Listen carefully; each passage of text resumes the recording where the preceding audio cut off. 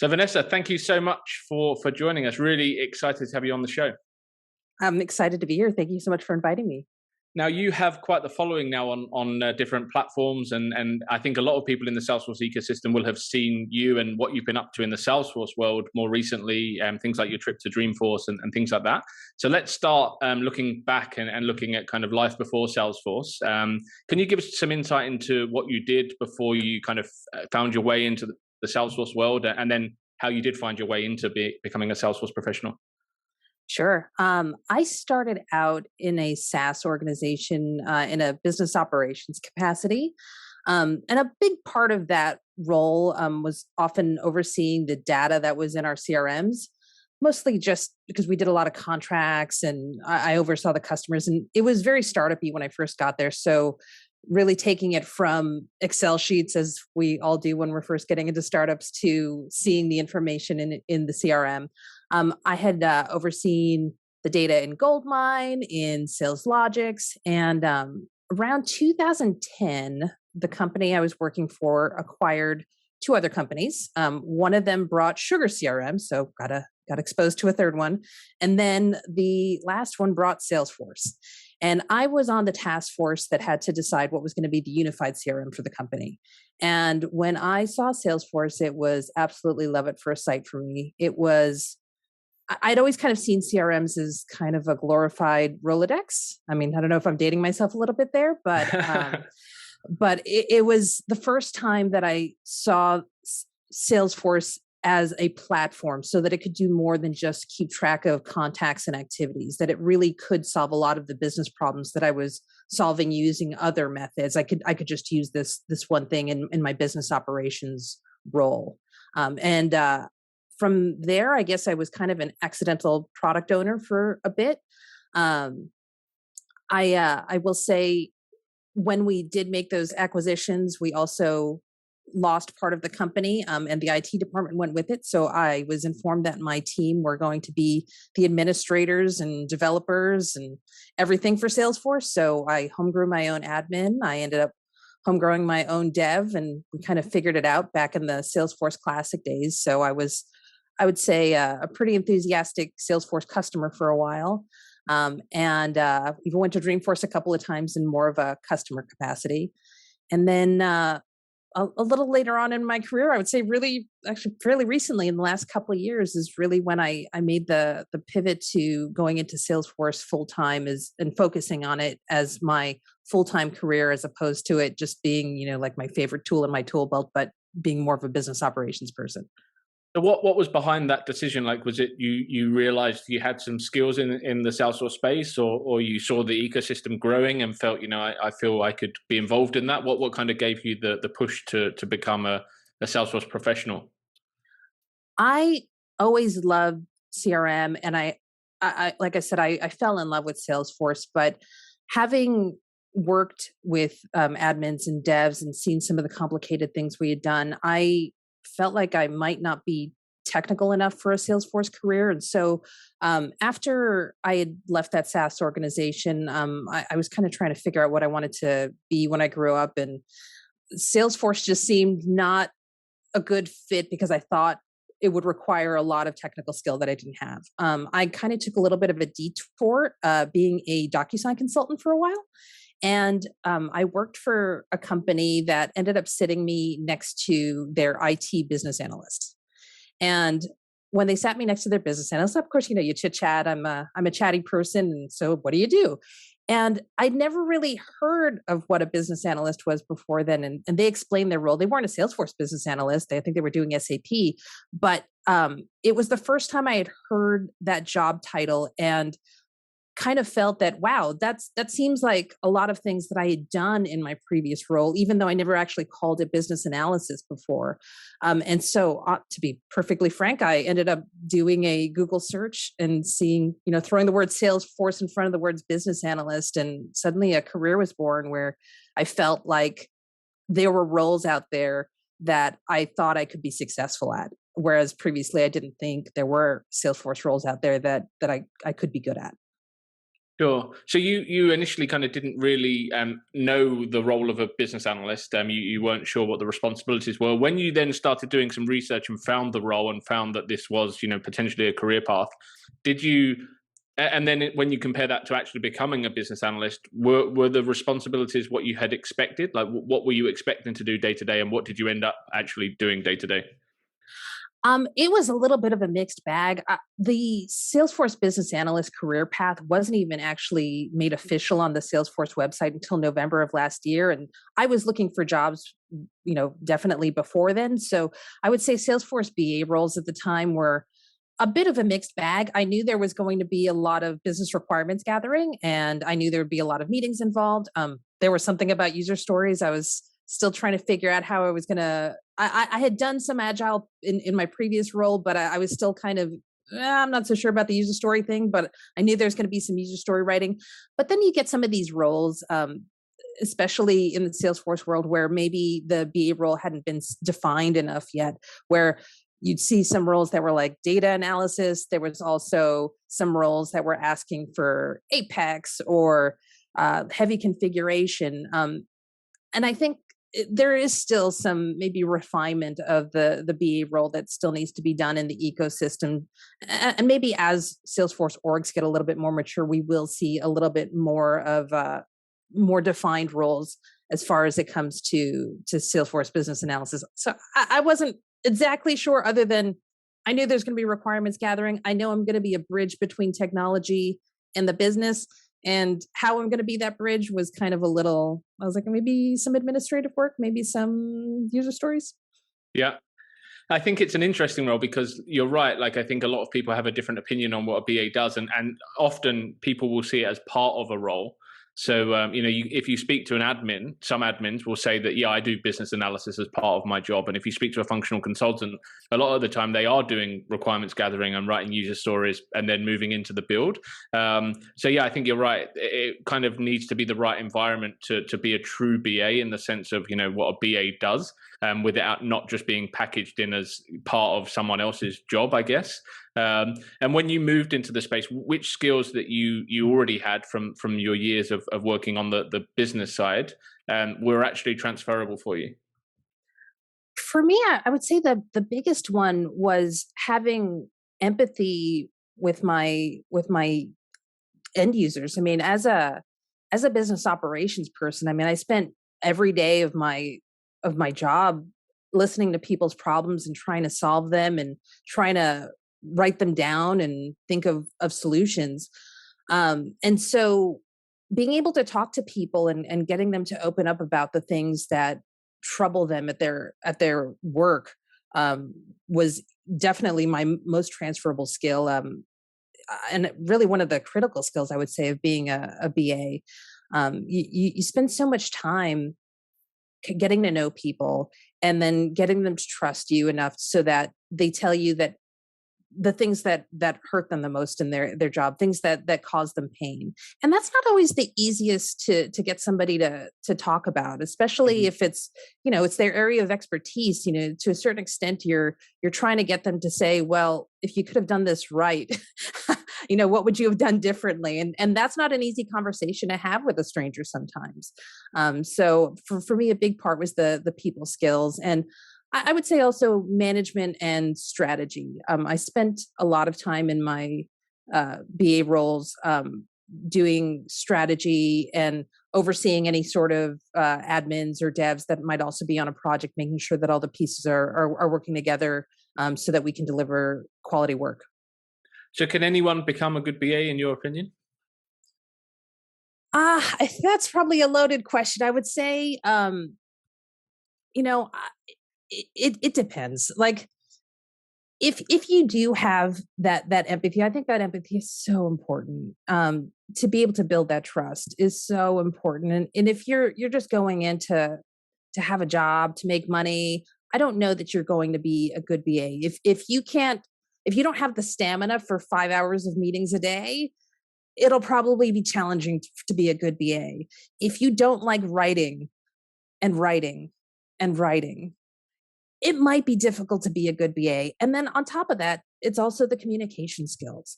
I know there are a lot of people that would love to get into business analysis, but maybe struggle with some of the communication. So maybe aren't strong writers or aren't a strong conversationalist, and that can be a problem. Especially if maybe English isn't their first language. Maybe there is some work to be done, even at more basic levels, before they could become good BAs. Because really, a big fundamental part of the position is to be able to write requirements in a way that a business can understand and feels validated, like they understand that what you captured is what they want, and also that developers can look at those requirements and say, yes, I understand what the need is and I can build to it.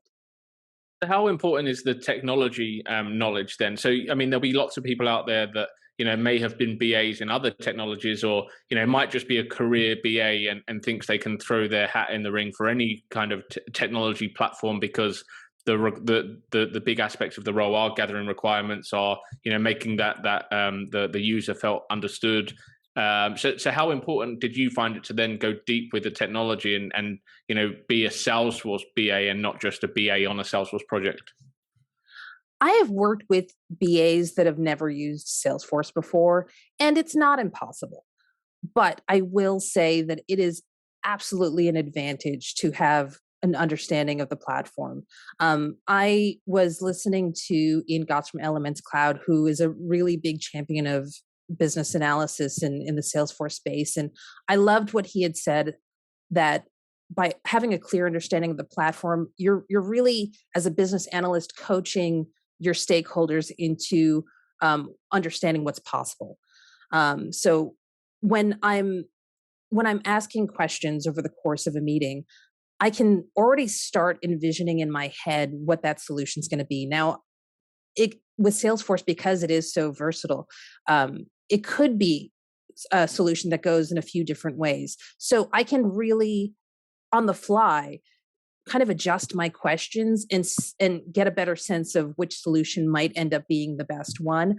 And it's even just like the little things, like if you just have a BA who maybe isn't familiar with Salesforce, they might not think of certain questions to ask. So like when I'm getting requirements for custom fields, it's not just, hey, okay, there's a field, what's the business need for it? It's also, okay, tell me who should be able to see it. Tell me who should be able to edit it.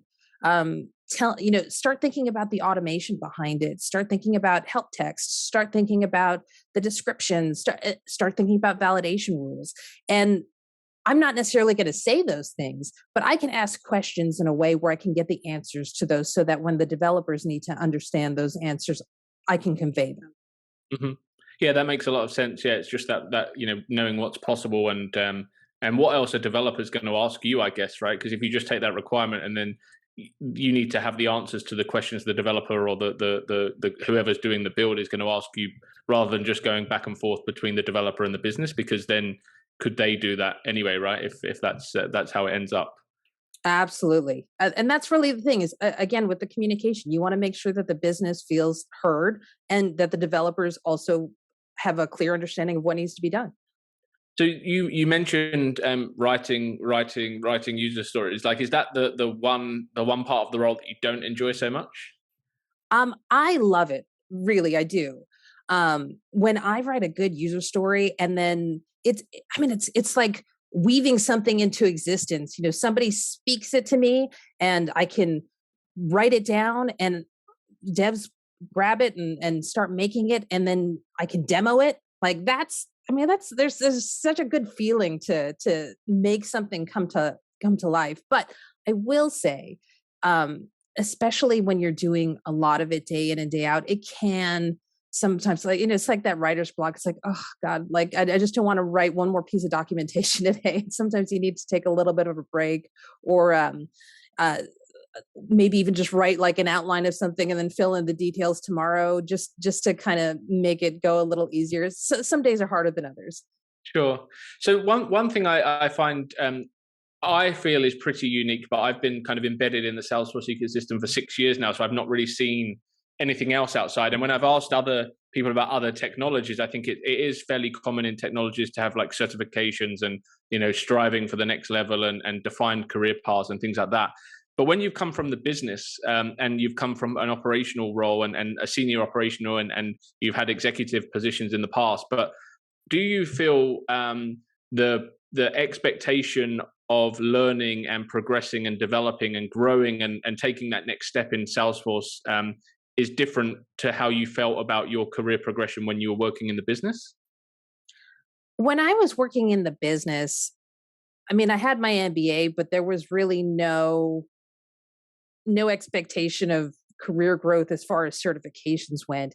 And when I ended up making that pivot into Salesforce, I'll be perfectly honest, nobody wanted to talk to me until I had that admin certification. I didn't really even get my admin certification until I think it was January 2020. I had worked in Salesforce for years, but nobody wanted to talk to me until I had that certification. All of a sudden, bringing the experience that I did have that was transferable, plus the certification, my phone starts ringing. And that was the big differentiator. And getting that first one, I think a lot of times, especially when you're a pivoter, it can be a little scary. Like, oh my God, what if I fail? Does this mean that I'm not good enough for this?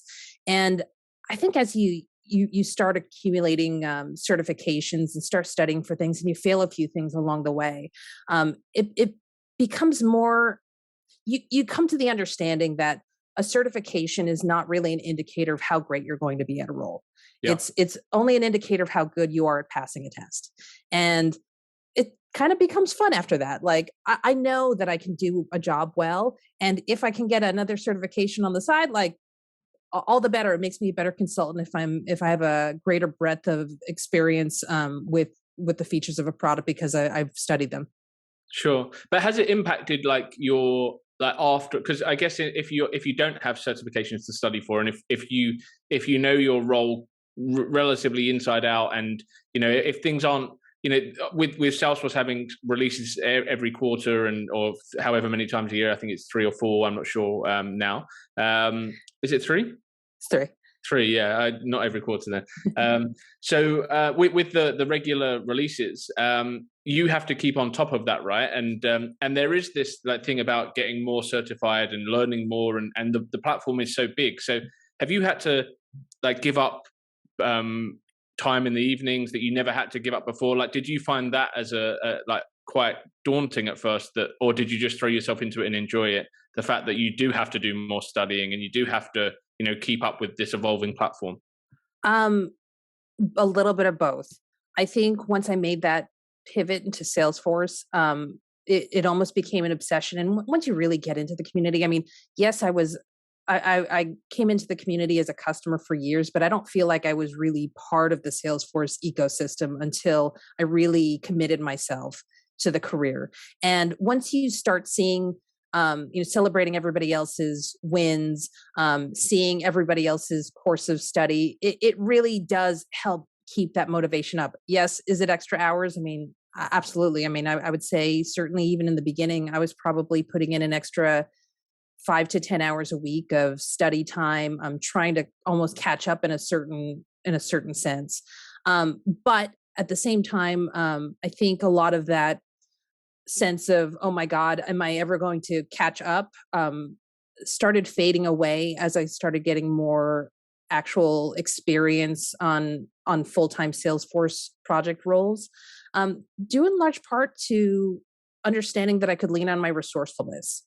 I think being resourceful and knowing that giving up, honestly, it was the being able to admit to myself that I'm never going to be able to know everything there is to know about Salesforce.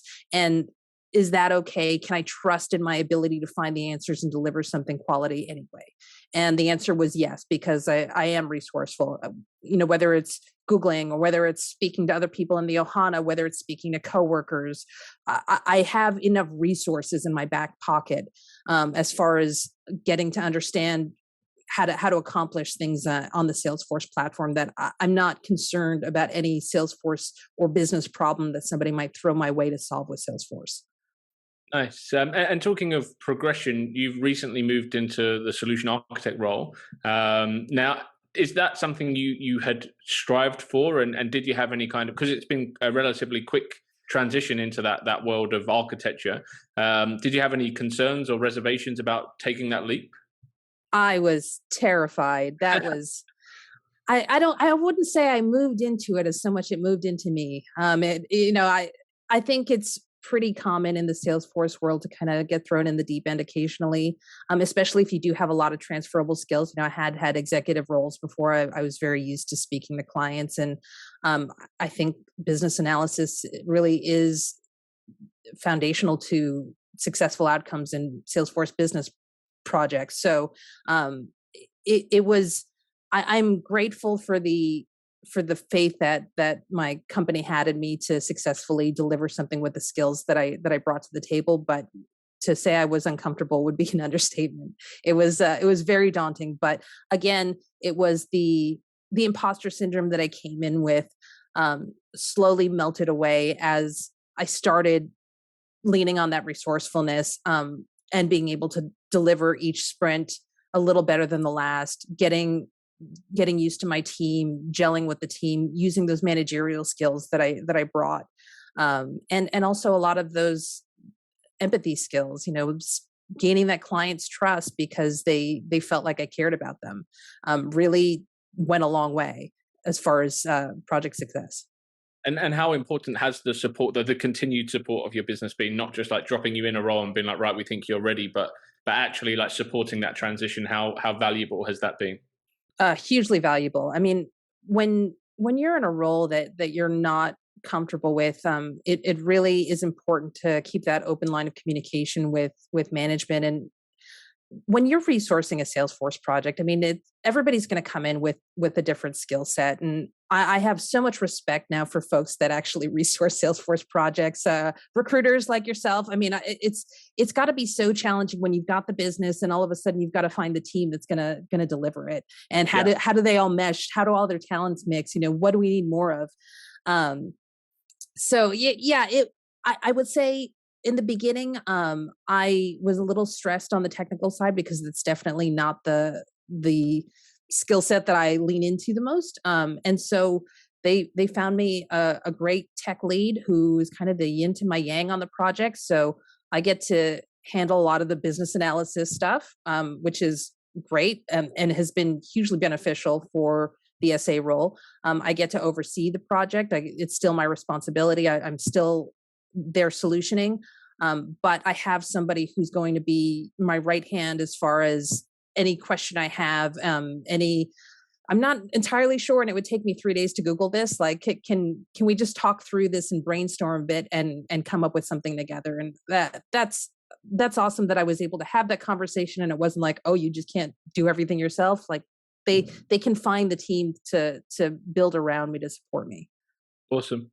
And obviously you were aware of the Salesforce ecosystem before, but you've thrown yourself into it and made a success of it. And we are seeing more and more people that are kind of transitioning or looking to transition into the space. So who do you feel is who's the ecosystem for? And are there any red flags that you see when people are kind of popping up looking to make that transition, as to you think, these people aren't doing it for the right reasons, or might not be successful?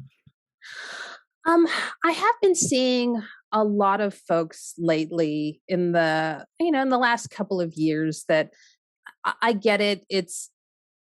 There is that whole promise of riches in the Salesforce ecosystem. Like, oh, you can get to a 6-figure job in a year, like, wow, all you need is your admin certification. The recruiters will just start calling.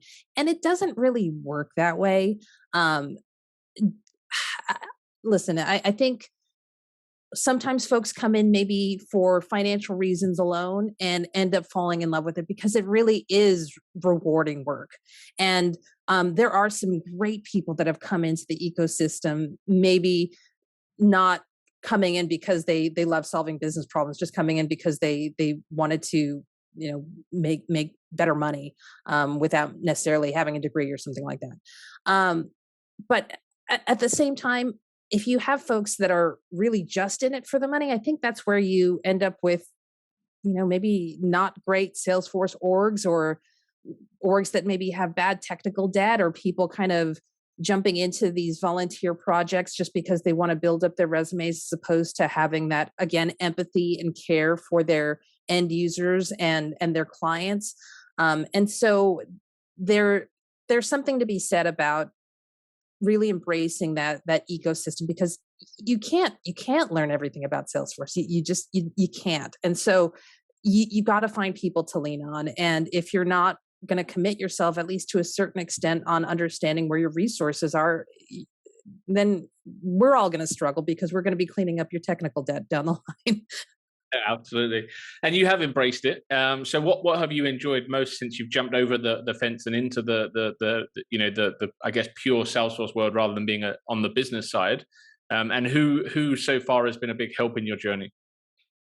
Oh goodness, there's been so many people that have been helpful, and I think that's one of the great things is, since the pandemic, jumping into this ecosystem has kind of gotten me a whole new friend set that I can enjoy online, because we're all kind of stuck at home. And so we have all these trailblazer communities and all these workshops, and it's been really nice getting to know people and kind of like share our Salesforce obsession. I've got an 8-year-old that's really into Pokemon cards, and you should see, like, he and his little friends get really excited talking about, like, I get that way about Salesforce. So we can get into a room and start talking Salesforce stuff. Like, I'm excited to talk to you about Salesforce stuff. This is the stuff that gets me jazzed these days. Salesforce as a lifestyle, as some people call it. But I don't think anybody has to get that extreme. But it has been a really, almost like a warm hug into the Ohana. As far as folks that have been really influential to me, I mentioned Ian Gotts before. Tony V. Martin and the Salesforce Business Analyst Summit was a huge help when I first started. There are really not a ton of Salesforce BA resources out there, and that also means that people are just kind of, to a certain extent, figuring out how their job works, because there aren't a whole lot of folks that have done it before. So the content creators out there doing it in that space were hugely important to me. And I also have to give kudos to one of your former guests, Bradley Rice, who started the Facebook group Salesforce for Everyone. He really, besides being so gracious with his time and really helping folks in their Salesforce careers. I'm not a talent stacker, but I love hanging with those folks, that are all so enthusiastic about their Salesforce careers. It's really helped keep me motivated. And also, having come from a managerial background, I think there's a part of my heart that really helping people in their careers. And I don't manage people anymore. I really mostly manage projects, but being able to have that platform almost to speak to these talent stackers or folks that are all kind of up and coming, and I've been in the ecosystem for so long, has really kind of helped fill that hole in my heart. So I can help people in their careers. I have opportunities like being on the show. I can be a trailhead mentor, and that really does get me excited. I love helping people professionally and also in their Salesforce careers. Super fulfilling. Yeah, that's awesome. And I think that goes back to the point around doing it for the right reasons, right? Because when you talk about it, you can see how passionate you are. And you didn't come into the ecosystem purely for the money that you could earn. You came in and you truly have embraced it. So I think anyone that's listening or watching this that is kind of thinking about coming into the ecosystem or looking at how they could do it, I think you're a great example of how to approach it, and just throw yourself in and add value and be seen as well. I think, that's, it's hard initially, right? When you're looking for your first role and things, it's hard to get visibility of your brand and who you are. And I think, it's great that you've done that and continue to do that. And I'm sure you will continue. And how was Dreamforce before? I know you've been before, but this time as someone that was going to get the information as a Salesforce professional and not a customer. It was. I'm also a huge Foo Fighter fan, so yeah. to be able to be a foot away from Dave Grohl, I mean, don't get me wrong, Dreamforce was also amazing. It was kind of, I was described it as like a family reunion, or like meeting 100 of my newest internet friends all at the same time, just because I had really gotten into the community, but hadn't met anybody before Dreamforce. So sure. Getting to hug people and geek out about Salesforce for days, it was like my version of Comic-Con, but like Salesforce. Yeah, nice. It was so great. And actually, I just wanted to touch on something you said a little earlier about the, going in for the right reasons. I think Another important thing to consider would be make sure that you're going into an area of Salesforce where you can be successful. We talked about, what success looks like in a BA role. And I think maybe some people maybe lean towards certain areas of Salesforce, like maybe solution architect or developer, just because they do see that maybe they get paid the most. I think it's really important that there's room for everybody. There's so many skill sets that are involved in completing those Salesforce projects and implementing those features. Find that role where you can be successful. There's money everywhere. But if you can find that role that fulfills you, that you can be good at, perfect. Chef's kiss. Yeah, 100%. It's really interesting when people ask me what certification should I do next, as if there's like this, standout certification that's going to get everyone hired or get, like, the reality is you need to enjoy the work that you're doing. So if you don't enjoy CPQ, there's no point in pursuing the CPQ certification, or, because you don't want to work with CPQ day to day if you don't enjoy it. Same as Marketing Cloud. I think like having a knowledge of the different platforms is interesting and it's valuable, but really you should be pursuing the career that you're looking to achieve and pursuing the areas that actually interest you and are going to captivate your interest for a long period of time, rather than just chasing things just in the hope that they will bring more value and more money.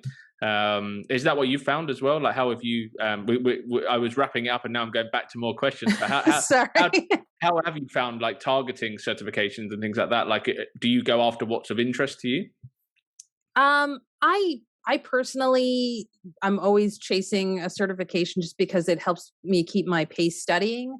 Mm-hmm. Being in consulting, I do like knowing the feature sets of all the major clouds. I think that's really helpful because as a consultant, it's like, oh, I'm thinking about this thing, I'm thinking about this thing, and if I can speak about it intelligently, it's always going to help me. But when I'm talking to people as far as helping them out with their Salesforce careers, it really depends on which direction they're going. The certification path that I'd recommend, that's not a one size fits all, and sometimes you just take a few just to see if you like it. Yeah. Yeah, and also it's like, well, where do you have knowledge, right? Because if you've never worked with Marketing Cloud and like that probably shouldn't be your next cert if all you've ever done is Sales Cloud, but you don't have your Sales Cloud cert yet. Like, use your experience, use the path that's going to be the easiest for you to get the certification, and then grow from there. Because I think a lot of people have this perception that the more certs you get, the more jobs you'll have and the more money you'll earn, and just going after every cert or picking a certain cert that's going to open the door to a number of opportunities. And in my experience, like, yes, you're right about having the admin cert, that started conversations. But whether you'd gone for Sales Cloud or Service Cloud next probably wouldn't have meant you would have got a job or not. It just shows that you've got some experience in that space, or you've studied that. I don't think necessarily having a specific cert is going to open a specific door, unless it's a really, really specialized industry or consultancy that have that specialism. I totally agree with you. Awesome. And you do give back. You give up your time. You're here today, so thank you for that. But if anyone does want to reach out and pick your brains, which platform is best for you?